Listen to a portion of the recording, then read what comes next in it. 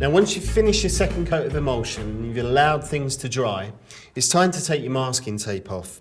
Starting at the bottom, take your time and peel upwards to reveal a lovely clean edge.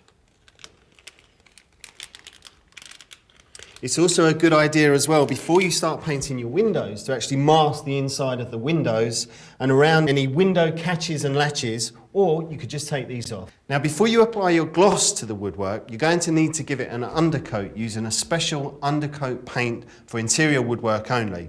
Starting with your window frames, next you need to paint your window sills, and then move across to your skirting boards, then onto your architraves and finish with the door.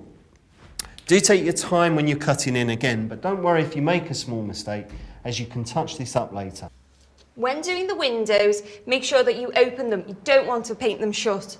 Now once we've finished undercoating all of our woodwork and we've allowed it enough time to dry, we're going to be doing our gloss coat. Again, as we're doing our undercoat, we're going to be working our way all the way around and out of the room, starting with the window frames, the window sill, the skirting boards, the architrave, and finally the door. We also again need to take special care and attention when we're cutting in around our woodwork, just so we get that nice, clean, professional finish. When doing the final coat, paint along the grain of wood, as it will give you a better finish.